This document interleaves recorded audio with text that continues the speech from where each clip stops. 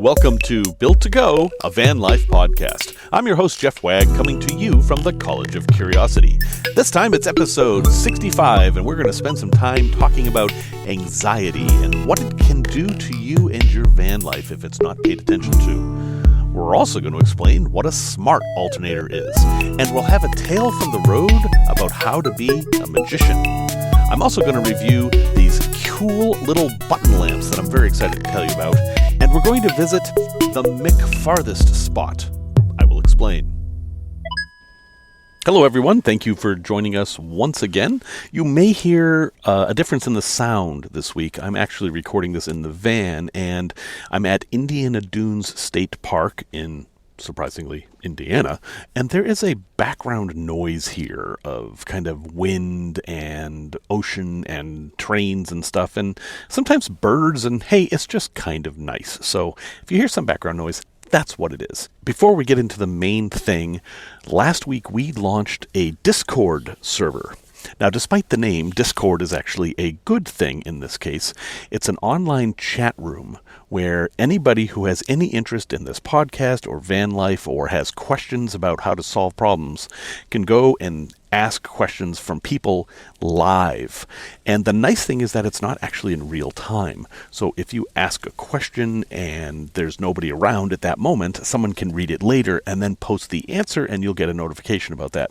This is the kind of thing that's going to start off slow, but if you would like to be involved, there will be a link in the show notes, an invite, and it's called Built to Go, a Discord server. You can actually search for it in Discord. Any questions about how to get into it, send me an email at jeff@builttogo.com. That's 2 T's, not 3, not 1.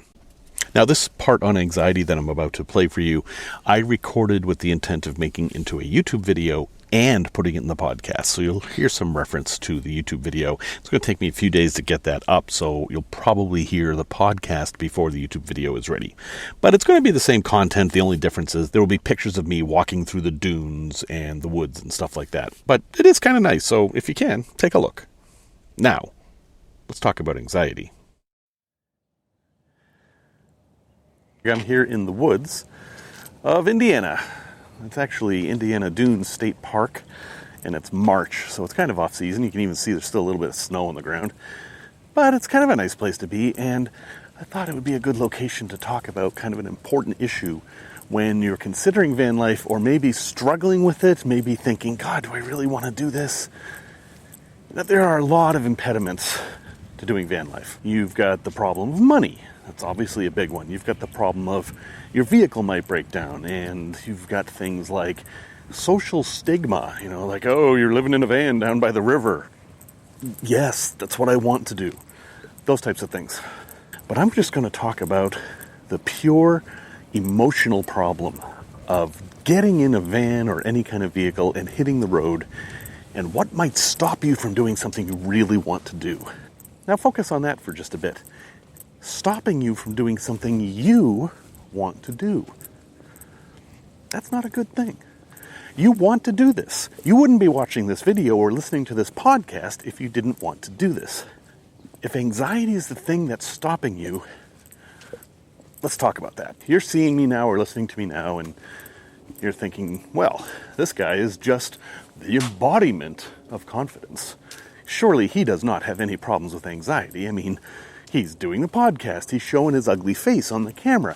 He's even showing people how fat he is. He doesn't even care. Anxiety is not his issue. Well, guess what? I am one of the most anxious people that I know. I am riddled with anxiety. Everything I do, I have to consider how it's going to impact me emotionally. I'm the guy that when there's a party, I will go and kind of sit in the corner and just hope for it to be over.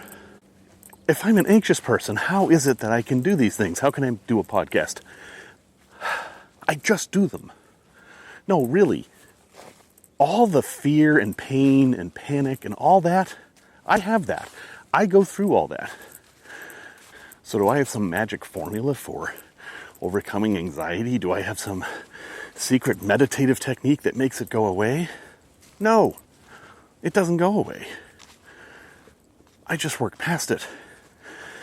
I start with the premise that I'm going to do something. This is how I deal with anxiety. I am going to do X. I'm going to buy a van and build it out. I'm going to do a vodcast, even though I know I'm going to be out of breath fairly quickly. Which I'm right now. Man, don't get old. No, wait. Do. It's better than the alternative. I set myself up so that no matter what, I'm going to do what I say I'm going to do. I make the decision. I'm going to buy a van and I'm going to build it out. That's it. That decision is made. That is set in stone. I'm going to do that thing. Is it going to be uncomfortable? Yes. Am I going to doubt myself? Yes. Am I going to make mistakes and maybe regret that I ever started doing this? Possibly. And then I'm going to make another decision. I'm going to get in that van and I'm going to go places that I want to go. Where are you going to park? Where are you going to sleep? How are you going to deal with bathroom issues? What if you run into some people on the road who aren't very nice? What if? I will cross those roads when I have to. I am doing this thing. That's it. I've had to do these things my whole life. I go to the dentist. I don't want to go to the dentist, but I decide that I'm going to do it, and I do it, and I deal with it. It's kind of the same thing. So I had to stop for a minute because I was out of breath. I couldn't speak and I couldn't think, which is more important in many ways. And I thought, well, maybe this video isn't such a good idea. Maybe I should just not do this. Maybe I should just go online and read some advice on anxiety and then parrot that in the podcast or something. But no, I'm not going to do that because I decided I was going to make an authentic video about anxiety. And so here I am, and I'm doing it. So here's some things to ask yourself if you're ever feeling anxious. One is the anxiety rooted in reality? Now, some kinds of anxiety are, of course, rooted in reality. If you are near the edge of a cliff, you should be afraid of heights at that moment. If you are near a raging fire that's out of control, anxiety absolutely warranted. But if you're just anxious about getting in the van and driving to a state park, maybe not. And if that anxiety isn't warranted, it's no less real. You're going to feel what you feel. But how important it is a totally different thing. I have accepted the fact that I'm going to feel anxious, whether it's warranted or not. What I haven't accepted is that anxiousness is important. And I've come to the conclusion that I can realize I'm feeling anxious. Like, I feel anxious right now. But is it important? No. And if it's not important, I don't have to pay attention to it. I think that's a super useful lesson in anxiety. I mean, I'm not a mental health professional. You shouldn't listen to me other than I'm a guy telling his story about anxiety. And if that helps you in some way, great. The sound you're about to hear is actually sandhill cranes circling overhead. They're migrating, and there were hundreds of them in the sky, and I just thought it was kind of cool, and that you'd like to hear a little bit of it.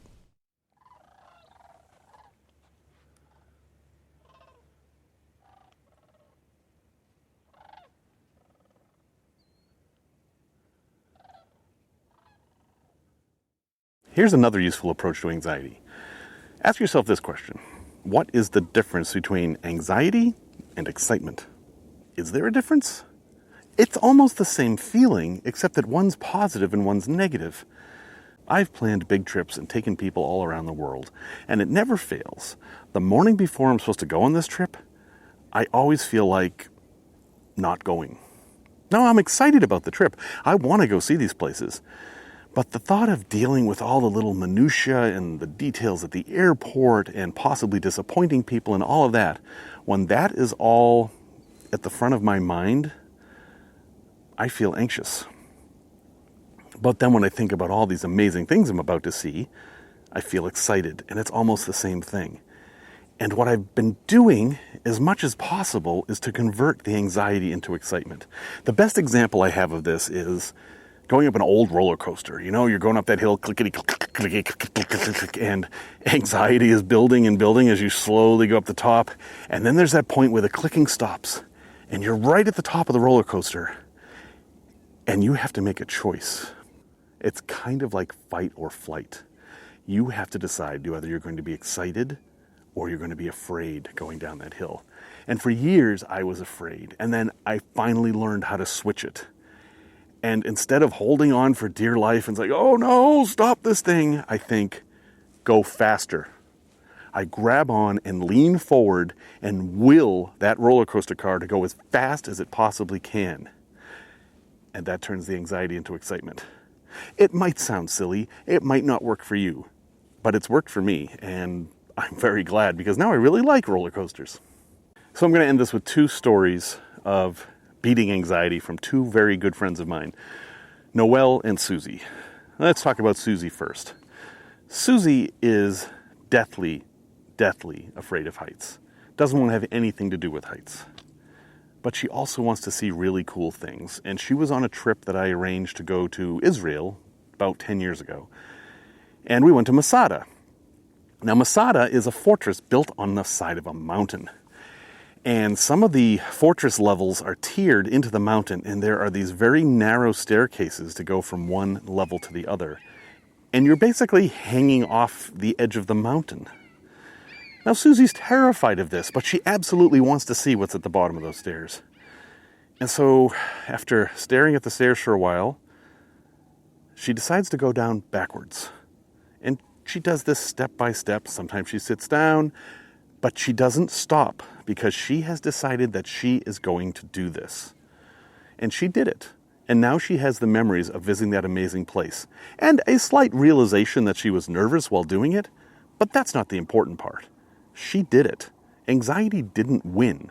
It was there, she felt it, but she overcame it. Now I want to talk about Noelle. Noelle is someone else who's come on trips with me, and it was very difficult at first because she was terrified of flying, hated even going to the airport. She had to make all kinds of special arrangements to have somebody carry her onto the plane. She had all kinds of medications to help her. It was a real struggle. But she decided that she was going to learn to go on these trips. And so she worked at it. And she managed to get to the point where she was comfortable enough that she could fly without too much trepidation. And she has traveled the world because of it. But here's the thing. One of her favorite things to do right now is to go hang gliding. That's right. She's not inside the plane anymore. She's hanging from fabric as she flies through the air. I am super impressed by this. And I'm sure she still feels some anxiety, but she does it anyway. And I think that's my message to you and my continual message to me that keeps me doing things like this. Do it anyway. Not just do it. Do it anyway. I hope that listening to this or watching this has given you just a little bit of courage or a little bit of perspective on anxiety and how you can just put it aside and do what you want to do. That's my only goal here. If I've done that, great. If not, I encourage you to go find other resources that will help you beat this anxiety thing. Most of the time, it's just in the way and you can ignore it. At the very least, you can recognize it as not important. I thank you for listening or watching this. That helps me overcome my anxiety, so thank you for helping me. Tech Talk! So let's talk about smart alternators. You may have heard this term if you've been looking into doing your electrical system. Does your vehicle have a smart alternator? And I can't answer that for you effectively. You can Google whether your vehicle has a smart alternator or not, but most new vehicles now do have smart alternators. Unfortunately, this makes things more difficult for us, and I shall explain. Traditionally, an alternator is a spinning thing under the hood that's attached by a belt to the engine that produces electricity. And it's complicated, and I'll skip all that. But basically, it recharges the battery and provides electricity to the car for the headlights and the radio and whatever's needed. That's it. And if you were running the engine, the alternator would produce a set level that would be 14.4 volts or whatever. It would always be producing that amount of power, even if the battery was full, even if you weren't using the headlights. And while this was simple and was good for us because we could use that current to charge the batteries in the back, it wastes gas. You're producing this power whether you need it or not to drive the vehicle. So smart alternators will turn that voltage down when it's not needed. For example, it will charge the starter battery more slowly and under circumstances where the engine is driving very quickly and it can easily produce that power. Things like that. What does this mean for us? It means that if you have a newer vehicle with a smart alternator, you can't use a VSR, a voltage-sensitive relay. It just won't work. It's going to shut off as the smart alternator adjusts its current. You have to use what's called a battery-to-battery charger. And we will talk about that more in the Q&A section of this podcast. So that's the only difference. Smart alternators reduce the current to save gas, thus screwing up our efforts to charge the back battery. Old alternators don't do that. That's all you have to know. See? Simple. Tales from the road. So, I have spent a lot of time around magicians and picked up little tricks. And I'm going to tell you a story about a quote-unquote trick I did. And then I'm going to tell you how to do that trick. And while as somebody who's been around magicians, I have promised not to reveal secrets, I don't think this is a secret, actually. But here's what happened. Many years ago, maybe 8 years ago, there was a meteor storm coming to the Chicago area. And Chicago being so bright with streetlights and stuff, we don't actually get to see a whole lot of, star stuff. On a good night, we might see 5 or 6 stars. It's kind of depressing. But these meteors were going to be bright enough that we could actually see them. Still, we wanted to go to the darkest place we could. So a bunch of us science enthusiasts met up on a jetty that was in the north part of the city that kind of sticks out into the lake a bit. And we went out there with high hopes and good attitudes, and we saw nothing. We were just staring for an hour, and we didn't see anything at all. It was really kind of disappointing. We started talking amongst ourselves about how, we're not seeing anything and this is boring and whatever, blah, blah, blah. And then I got up and said, all right, enough of this. We're going to see a shooting star in 3, 2, 1. And then whoosh, across the sky, a shooting star came forth, exactly on cue. The only one we had seen. So, how did I do that? How did I pull off that amazing feat? Well, the answer is, I do that kind of crap all the time, and nobody notices when I'm wrong. No, I'm completely serious. That's all there is to it. I will find opportunities where if I'm right, it will be the most amazing thing ever, and if I'm wrong, everyone will forget it. There's a way magicians do this with cards. They'll say, pick a card, any card. And then they'll instantly say, but not the ace of spades, because that's what you were thinking. Because it turns out that people who aren't card players often will choose the ace of spades. It's the first card that comes to mind. And magicians, knowing this, will throw that out there. And if it's not the ace of spades, the person forgets it, and it doesn't matter for the trick. But if it is the ace of spades, the person thinks the magician is a mind reader. So that's all. It's just a fun little thing, and I have that moment forever in my memory where I made a shooting star happen in front of dozens of people, and then I wandered away, leaving them to wonder how I did it. Product review. I'm very excited about these silly little things. I know I've been talking about lights a lot, but I promise this is the last time for a while. These are called button lamps, and they make a fun noise when you shake them in the package. They're these tiny little things the size of a quarter. Okay, so they're the width of a quarter. There may be 5 quarters stacked up, and they're just little lights. But they're incredibly inexpensive and incredibly bright. And the idea is you put these anywhere where you need some light sometimes. And they have a sticker on them, and you just stick them there, and there's a simple switch, and you turn it on, and that light will last for 17 hours. And then, after it doesn't work anymore, you throw it away, and you get another one. Because they're incredibly cheap. They're like $9 for 6 of them. And I have them in my van right now. I have one over my refrigerator, so it lights up my refrigerator. Heck, I could have put it in my refrigerator. It would be good for glove boxes. It would be good under the hood, anywhere where you need temporary light. The only drawback of these is, well, there's 2. One is that if you accidentally leave it on, it's just going to die, and that's how it is. There's no timeout feature or anything like that. I kind of wish there was like a button you could press that would turn it on for a minute. The other is that, yeah, there's a sticker on there, so after it dies, when you take it off, you're going to have to peel off this sticker. And I haven't had to do that yet. I'm hopeful that the sticker is like a command strip sticker that will come off completely. But I love these things. I recommend you pick up a pack just to have, because there's going to be a time when you're going to be like, boy, I wish I had a little bit of light here, and this is the solution. I love it. No wiring, just instant light. I'll have a link in the show notes, but it's called Button Lamp, and the ones I'm using are by a company called Panther Vision, and I think they're the official makers of these things. So, yay!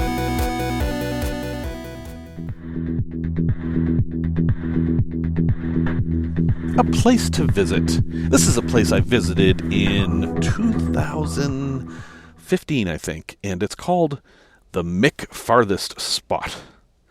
The idea is that there are so many McDonald's restaurants in the United States, and we're talking about the continental United States here. Where is the spot where you're the farthest away from one?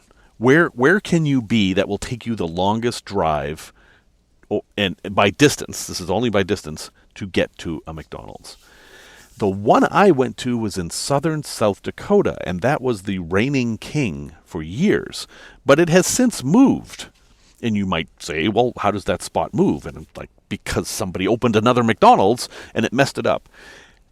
The new spot is near Lunar Lake, which is another place that I have talked about. That was another recommended place on BLM land in Nevada. I'm going to give you the coordinates, but I will also have a link in the show notes because that will be a whole lot easier, okay?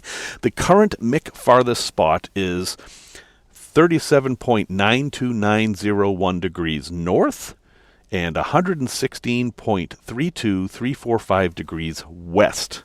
And using what three words? That's increased, waxing, decreasing. Almost like wax on, wax off. And if you go there, I'm almost positive you will find something. There is something there. I know one person went there and actually ate a Happy Meal on that spot, which kind of seems to be tempting fate to me. And I believe someone set up a geocache there. So there is something there. Plus, it's near some lava fields. It's near Lunar Lake. It's near Lunar Crater. There's a lot of cool stuff. And this is out on Route 6, one of the loneliest roads in the country in Nevada. So, hey, if you want to get away from McDonald's, this is the place. And I'm loving it. We seem to be talking an awful lot about electrical stuff in this episode, but so be it. If you are interested in trying to figure out just how much power you need for your build, I recommend that everybody do this, especially at the beginning stages, and especially if you're new at this, because a lot of people come into van life thinking, oh, I'm going to have a hair dryer, and I'm going to have an air conditioner, and a toaster oven, and an electric griddle, and all this stuff, not realizing that that is more power than you could actually use in your kitchen, probably. So this chart that is at faroutride.com, you can actually just go there and you'll see it in the menu, faroutride.com, makes you list all your appliances, and you might have to look on them and figure out how many watts they use. Everything's going to be in watts. And then it will calculate all that and tell you what you need for batteries. And there are links there to fill out the whole system. And I think what most people are going to discover is that they really need to adjust how they think about power in the van. And just a tip, this is something that a lot of people miss. You've got your need, and then you've got your battery capacity. So let's say you calculate your need, and then you figure out that these batteries are slightly more than what you need in a day. Perfect, all set. But then you also have to figure out how you're going to charge those batteries in the day. And that's the part where people get in trouble. Everybody's fine for one day. But then if they figure they'll just charge on solar, they get a couple of cloudy days and then they have no power. Or if they figure they're going to charge it with just the engine, they figure out that the engine's only going to charge it to 85%. Things get complicated there. But anyway, get started in this journey of figuring out how you're going to do your electrical system by calculating what you actually need. And the calculator at faroutride.com is an excellent one. Check it out. Question I've been getting a lot lately: what is the difference between a voltage-sensitive relay, or a VSR, and a B2B, or a battery-to-battery charger? Both of these things are battery isolators. What they're meant to do is protect your starter battery from being run down by your leisure battery, while also providing a way to charge your leisure battery from the alternator. So the way a VSR works is that it detects the voltage of the starter battery, and if it's within a certain range, it will send power back to the leisure battery. But when it leaves that range, say when the starter battery starts to get a little too low, it will break that connection, making sure that you'll be able to start your vehicle. Battery-to-battery chargers are exactly what they sound like. You connect the batteries together, and they do the same thing, but they have circuitry in them that's a lot more sophisticated. The battery-to-battery charger can be told what kind of a leisure battery you have, and then it can charge using the proper profile for your leisure battery. And that allows you to completely charge the leisure battery.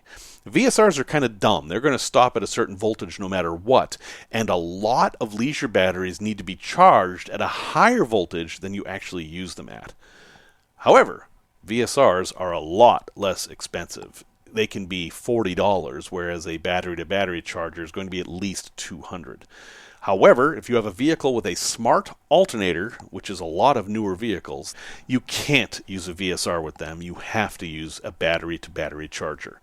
In short, if you have the option, get the battery-to-battery charger, and some of them can even be integrated directly to solar because they have their own MPPT controllers in them, and that is the best of all possible worlds. Hey, I just wanted to do a supplement here to the anxiety part. There's one important thing I didn't mention, and that is that if you decide, because you're feeling anxious, not to do something, that's fine. That is not you being beaten by anxiety. There's no shame in that. That's called self-care. That's called coping. These are good things. The trick is you just don't want that to happen all the time or for major decisions. So if you don't want to go to a party and you're feeling anxious about it, don't go. But if you don't want to do something that you've been trying to do your whole life, if you're right on that moment of achieving your dreams and you're anxious about it, that's the time to push through. So I just wanted to be clear that you don't have to feel bad about giving in to anxiety. It's normal and healthy. And just one last tidbit here to get us up to 30 minutes, which is where this podcast is supposed to be. The Canadian border. I'm involved in the cruise industry, and we have been told that the Canadian ports will be closed until February of 2022. That's right, no cruise ships into Canada until February of 2022, which kills the Alaskan cruise market for the U.S. this year because, by law, all ships leaving from a U.S. port must stop in a foreign country before going to the United States. It's a long, complicated story, but that's the law. So all these ships have to stop in Canada, and they can't. Boof, no Alaskan season. But okay, we're in vans. We're not so worried about cruise ships. When can we go to Canada? Well, we don't know. The next date that they might open the border is March 21st. I don't think it's going to happen. While the U.S. is making some strides in getting everyone vaccinated, small strides, but strides nonetheless, Canada, from what my friends tell me, is actually behind the curve on this.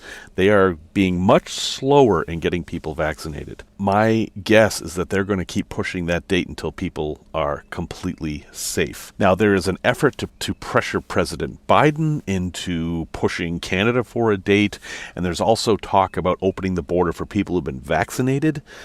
Whatever. Don't make plans to go to Canada just yet. Or if you do make plans, make them for later in the year. We will get there. Also, get vaccinated as soon as you have the chance. It's really worth doing. I've had my first shot. I'm getting my second in a couple weeks, and I'm looking forward to it. Well, folks, thank you very much for listening to episode 65, a particularly unusual episode, but I really do appreciate your listening to this one. As a reminder, we do have the Discord server going. If you don't know what it is and you're interested, I will help you get there. There's a link in the show notes. And we're still on Facebook in the Facebook group, and we have an Instagram account, and so on and so forth. All that stuff is at builttogo.com. There are links at the top. Music, as always, is by Simon Wagg. And until next time, remember what John Green says. I just give myself permission to suck. I find this hugely liberating.